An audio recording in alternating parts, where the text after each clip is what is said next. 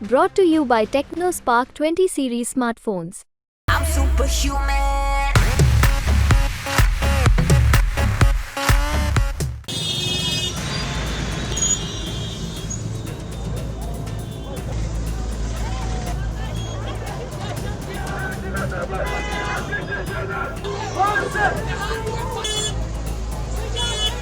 उत्तरी कश्मीर में कुछ समय पहले तक लगता था कि सीधी सीधी लड़ाई जो है सजाद लोन और उमर अब्दुल्ला के बीच में है।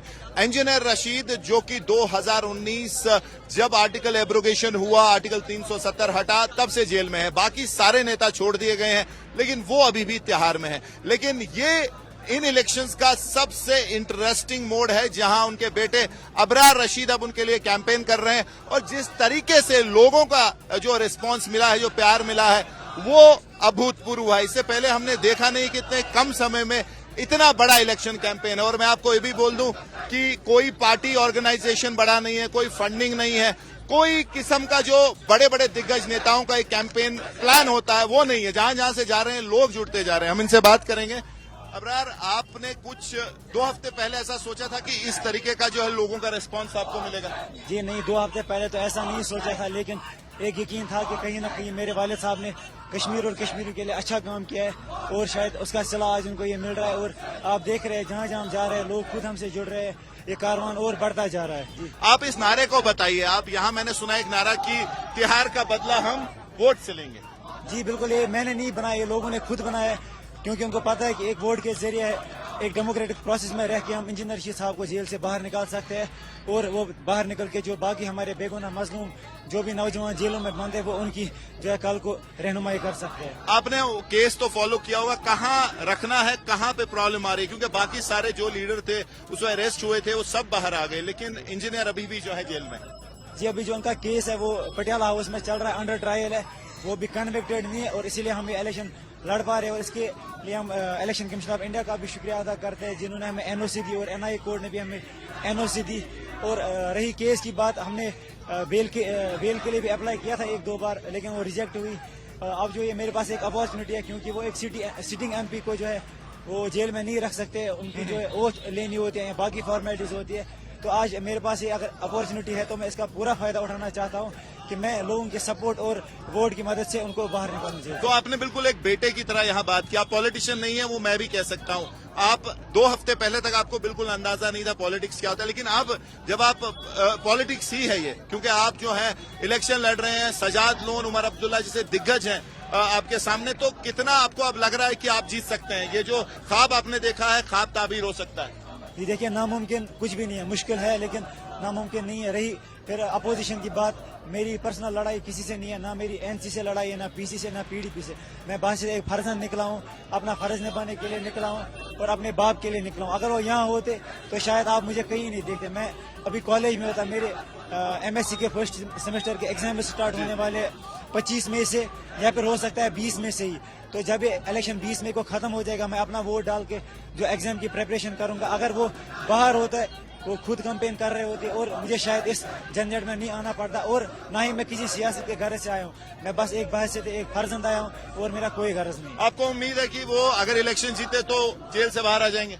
जी बिल्कुल, उम्मीद पे दुनिया कायम है। वो जब एक लोगों का मंडेट उनको मिलेगा, अवामी अदालत जो है सबसे बड़ी अदालत होती है, जब लोग फैसला करेंगे कि वो बेगुनाह है, वो मजलूम है, तो क्यों नहीं फिर हुकूमत को भी ये सोचना पड़ेगा कि उन्हें लोगों की एस्पायरेशन का ख्याल रखना पड़ेगा कि अगर जो इस जन सलाह बाहर आ रहा है, ये क्या कनेक्ट है इंजीनियर रशीद के साथ, आपके साथ? क्योंकि ये इन लोगों से हमने बात की, किसी का कोई पॉलिटिकल एफिलिएशन नहीं है, कोई पैसा नहीं है, कोई कैंपेन में कोई ऐसी चीज नहीं है, लेकिन तब भी जो है जगह जगह यूथ आपके साथ कनेक्ट हो रहे हैं। वो बहुत लोग कह रहे हैं हम बाइकआउट के साथ थे, लेकिन आप वोट डालेंगे। जी बिल्कुल, इसमें जो मैक्सिमम है वो वही है कि जो बाइकआउट वाले हैं वो वोट डाल रहे हैं, जिनका फर्स्ट टाइम वोट है।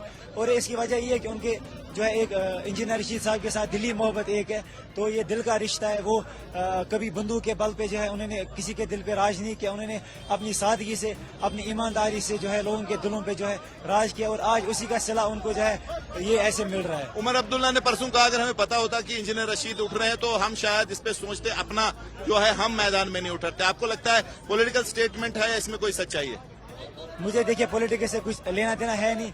रही बात है स्टेटमेंट की, अगर उन्होंने ऐसा बोला है तो یہ مطلب میں اس میں کچھ نہیں کہہ سکتا. رہی بات ہمارے ڈیسیجن لینے کی, وہ ہم نے اکتوبر میں یہ ڈیسیجن لیا تھا کہ رشید صاحب الیکشن لڑ رہے ہیں. اوبیسلی ان تک بھی شاید یہ بات پہنچ گئی ہوتی کہ وہ لڑ رہے ہیں, تو میں بھی ہو سکتا ہے کس لحاظ سے انہوں نے کہا اس پہ وہ شاید وہی بہتر. انہوں نے یہ بھی انڈیکیشن کہا کہ ہم جانتے ہیں کہ انجینئر رشید کو کس نے جو ہے جیل میں رکھا ہے. ایک جو ہے اشارہ دیا کہ جو آپ کے پولیٹیکل حریف ہیں ادھر سب سے بڑے کپوارہ میں, ان کی طرف انہوں نے اشارہ دیا. آپ کیسے لیتے ہیں اس اسٹیٹمنٹ؟ دیکھیے عمر عبداللہ صاحب تو کوئی بچے نہیں ہیں, وہ چیف منسٹر رہے ہیں. ان کو اگر ان نے کوئی بات کی ہے تو سوچ سمجھ کے کوئی بات ہوئی ہوگی, اور اس بات میں کتنی صداقت ہے شاید آپ ان سے پھر پوچھیں کہ اگر انہوں نے کسی کا نام بولا ہے پھر کھل کے بولے. میں اتنا ہی کہوں گا اگر انہوں نے یہ کچھ کہا ہے تو پھر شاید کچھ سوچ سمجھ کے ہی کہا ہوگا. وہ ایک سی ایم رہ چکے ہیں, وہ کوئی بات ہوا میں نہیں کریں گے. جی, تو یہ جو ایک ویکیوم ہے جو ووٹ نہیں ڈالتے تھے بائیکاٹ والا, آپ کو لگتا ہے جو لوگ ابھی تک ووٹ نہیں ڈالتے تھے بائیکاٹ کرتے تھے, وہ آپ میں اپنا جو ایک اظہار غصہ دیکھ رہے ہیں کہ وہ ووٹ اب ڈالیں گے اور انجینئر رشید کو جتائیں گے؟ جی, میں نے آپ کو پہلے بھی کہا اس میں جو زیادہ تر لوگ ہیں وہ بائیکاٹ والے, یا پھر وہ لوگ ہیں جنہیں کبھی زندگی میں ووٹ ڈالا ہی نہیں, حالانکہ ان کی عمر 40 سال بھی ہو, 50 سال بھی ہو, 35 سال بھی ہو, آج ان کا فرسٹ ٹائم ووٹ ہے. اور آج شاید وہ جو میں بھی ان کا ایک بیٹا ہوں, ایک بھائی ہوں, شاید وہ آج اپنے اس بھائی کے لیے, اس بیٹے کے لیے نکلے کہ اس کو اپنا وہ جو مظلوم باپ اس ووٹ کے ذریعے وہ جیل سے چھڑا کے دینا. شکریہ. تو فیری ٹیل ایک ہے, کہانی بنانے کی کوشش ہے. انجینئر رشید ان کا بیٹا کیمپین کر رہا ہے. 2 ہفتے پہلے تک سوچا بھی نہیں تھا کہ وہ اس وقت اس حال میں ہوں گے جہاں ہزاروں لاکھوں لوگ جہاں یہ جا رہے ہیں ان کو ویلکم کر رہے ہیں. اور سب سے بڑی بات یہ ہے, یہ وہ لوگ ہیں جنہوں نے آج تک بائیکاٹ کیا ہے, جنہوں نے ووٹ نہیں ڈالا ہے, لیکن آج ان میں جو ہے شاید کوئی غصہ ہے, کوئی غم ہے, اس کا ایک وینڈ دیکھ رہے ہیں اور ان کو ووٹ ڈال رہے ہیں. ان کا کیمپین ایک برفانی تودے سے کم نہیں, ایک چھوٹا سا برف کا جو گولا اوپر سے آتا ہے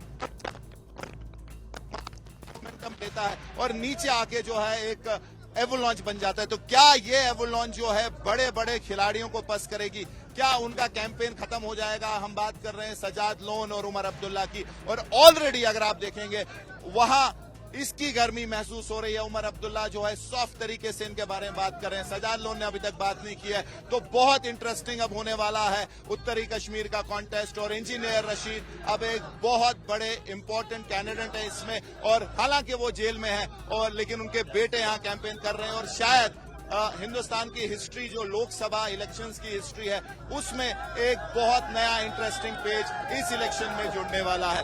کیمرہ پرسن طارق لون کے ساتھ میر فرید, حاجن بانڈی پورہ.